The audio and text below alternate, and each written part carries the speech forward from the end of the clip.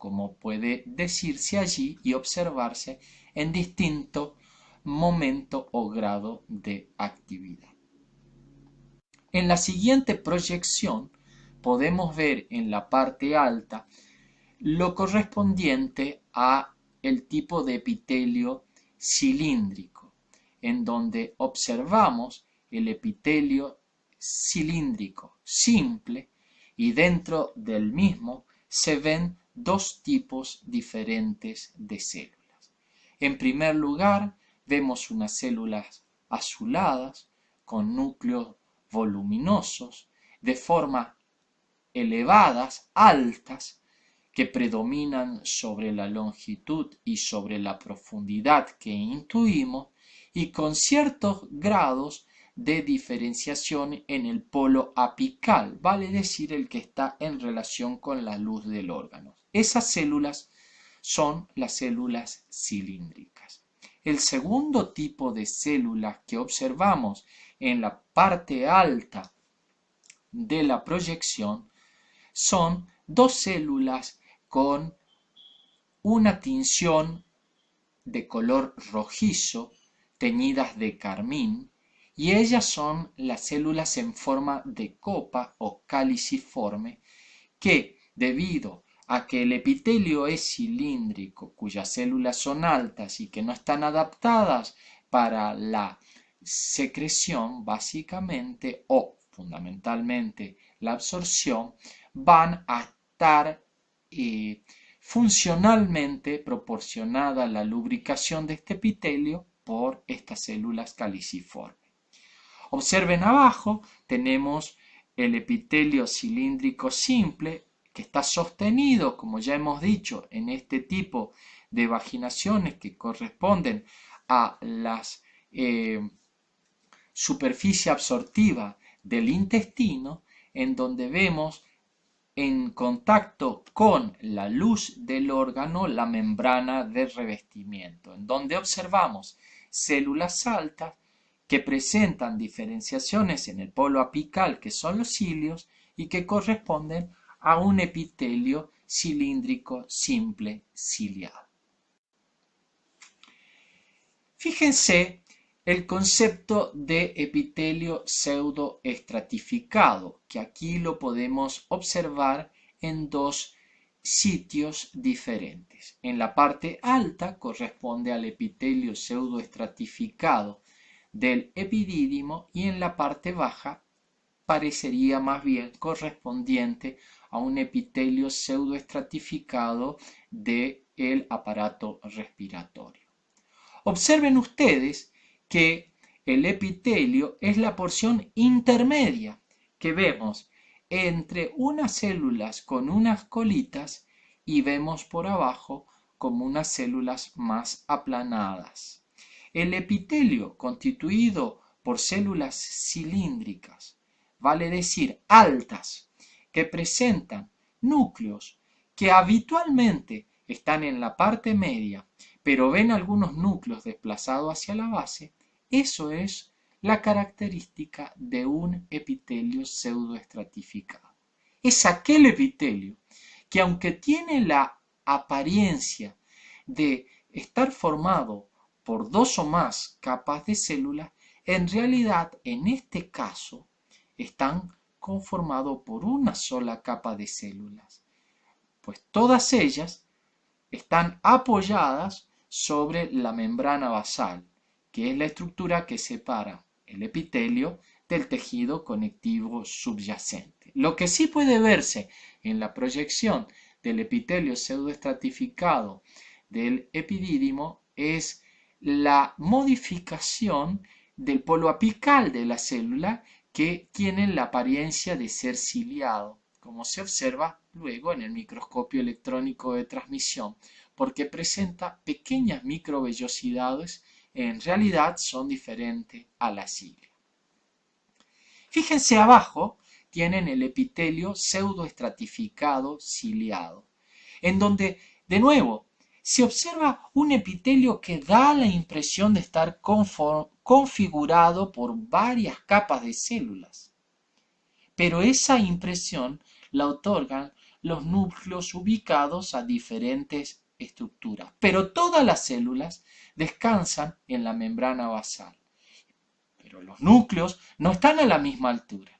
Por lo tanto, en ese epitelio da una apariencia de epitelio configurado por varias capas de células, vale decir, epitelio estratificado, pero en realidad, como corresponde y están en la bibliografía moderna, se los engloba o se los clasifica dentro de los epitelios simples.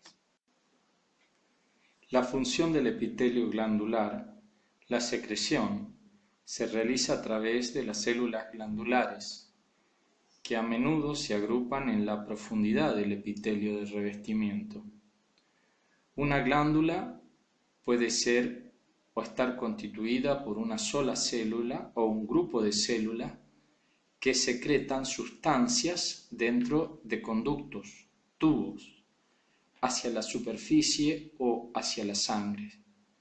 Todas las glándulas del cuerpo se clasifican siguiendo diferentes clasificaciones o siguiendo diferentes modalidades. Así tenemos que las glándulas se clasifican según el número de las células que las constituyen. Y si es una sola célula la que constituye la glándula, hablamos de unicelulares. Tal es el caso de las ya analizadas células caliciformes o en copa. Casos diferentes son las glándulas que están constituidas por unidades glandulares, configuradas a su vez por la reunión de un grupo de células, vale decir, son estructuras multicelulares, como podría ser el ejemplo las glándulas gástricas.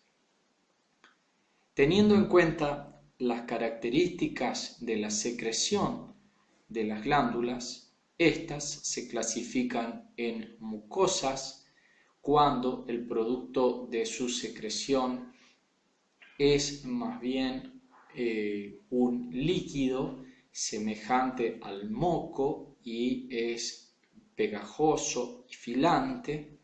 En segundo lugar, pueden ser cerosas, con una secreción mucho más líquida y menos densa. Y finalmente, el caso de las glándulas mixtas, es decir, cerosas y mucosas en la misma unidad glandular. Según donde viertan la secreción, podemos ver que las glándulas se clasifican en exócrinas, entendiendo por glándulas exócrinas aquellas que secretan sus productos dentro de conductos que se vacían en la superficie de un epitelio de revestimiento, como el de la piel o la luz de un órgano hueco. La secreción de una glándula exócrina puede ser variable: moco, sudor, cera, saliva o secreciones digestivas. Ejemplo de glándulas exócrinas, por ejemplo, las glándulas sudoríparas, que producen el sudor, las glándulas salivales, que producen la saliva, o bien el caso del páncreas, que es un órgano que precisamente tiene una parte de su parénquima funcional que secreta una serie de enzimas producidas por la unidad glandular a el tubo excretor. Asimismo, también el segundo tipo de glándulas, según donde viertan la secreción, son las glándulas endócrinas, que se denominan endócrinas porque secretan su producto en la sangre. La secreción de las glándulas endócrinas ingresa en el líquido intersticial y luego se difunde directamente hacia el flujo sanguíneo, sin pasar a través de los conductos.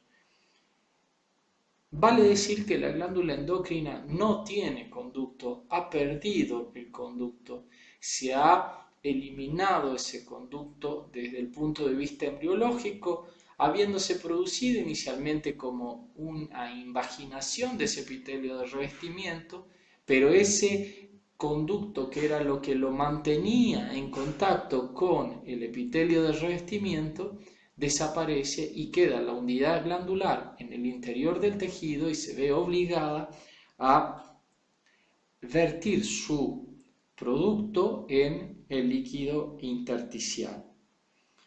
Estas secreciones muchas veces suelen ser llamadas hormonas que regulan varias actividades metabólicas y fisiológicas para mantener la homeostasis. Ejemplo de glándulas endocrinas, las hay varias, la hipófisis, tiroides, las glándulas suprarrenales, por ejemplo.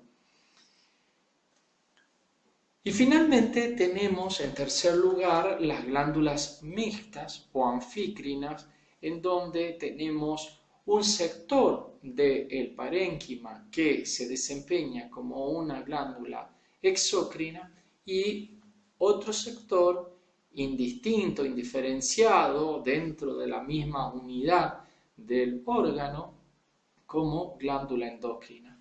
Un ejemplo sería el ya mencionado páncreas. El páncreas es una glándula mixta, vale decir, presenta en su mayor porcentaje del parénquima, está constituido por los acinos pancreáticos, vale decir, por glándulas exócrinas, que serán encargados de secretar las enzimas pancreáticas que se vierten en los conductos secretores. Pero, más aisladamente, presenta unas unidades constituidas por las células beta, que son los islotes pancreáticos, encargados a través de estas células beta de producir una hormona llamada insulina que disminuye la concentración de glucosa en sangre. Finalmente, la clasificación de las glándulas permite agruparlas cómo permanecen las células luego de producir la secreción. Y así, estas glándulas se clasifican en diferentes tipos de glándulas. En primer lugar, tenemos las merócrinas, en el cual el producto de secreción de la glándula lleva a que las células permanezcan indemnes luego de que se haya producido esa acción. Tal es el caso de la glándula parótida o las glándulas sudoríparas.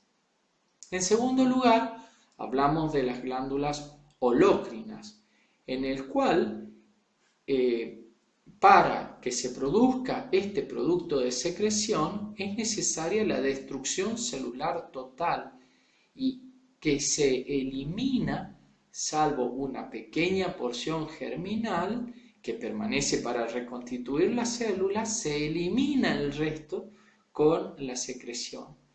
Y el ejemplo más claro y nítido de unas glándulas holócrinas son las glándulas sebáceas.